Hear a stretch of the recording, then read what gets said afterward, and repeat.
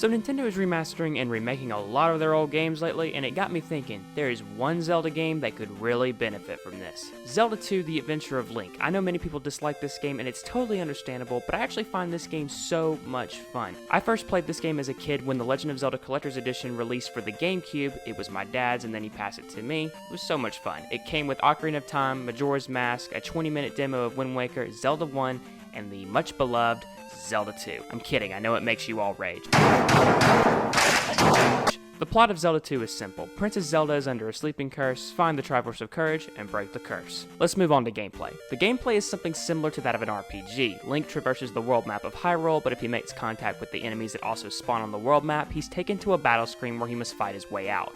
The more enemies he defeats, the more points it collects, which allows him to level up both his health, magic, and sword power. This game is also the first in the Zelda series to introduce villages. Each village has someone who has lost something, and it's your job to find it and return it to them. When you do that, you are granted a passage to an old man in the village who will give you a new power-up that is useful to get to one of the dungeons, or to help in combat. Speaking of the dungeons, they are much more combat heavy in this game than any other game in the series. There's not really any puzzles you're solving per se, except finding keys, which is to be expected, but other than that, you're just fighting a lot of enemies, finding a secret item, and eventually making it to the boss. Overall, the premise of this game is pretty simple. You go to a village, find what you need, get to the dungeon, and then rinse and repeat until you get to the final dungeon, which we'll get to that in a moment. But now let's talk about the things that hold this game back, and the first thing is the difficulty. This game is brutal to get through, and will no doubt turn people away, and I have no doubt there's a lot of people out there who have probably rage quit this game. Which is why I think if this game got a remake, they could give players an option to choose what difficulty they want,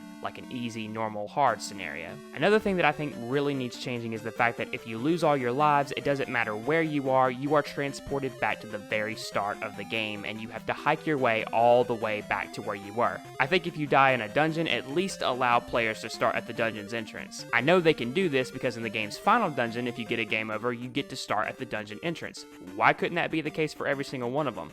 And I think the final thing that holds this game back is how you uncover the game's heart containers and magic upgrades.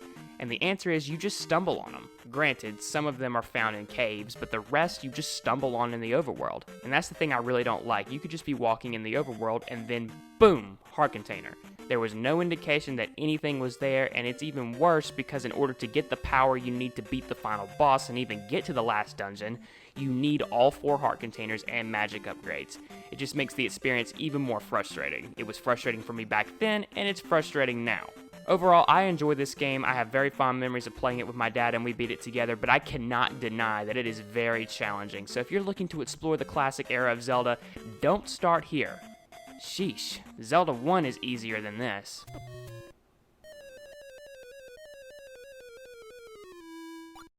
Okay, maybe not. I recommend Minish Cap. It does a good job at guiding you through the story, you have a map, and the difficulty is much better than in this game. Overall, I give this game a 5 out of 10. It was fun to go back and play, don't get me wrong, but this game has so many things that will turn new players away. And like I said, if it were given a remake, they could fix a lot of these issues and people can enjoy it for what it is. If Nintendo can do it with Metroid 2, they can for sure do it with Zelda 2.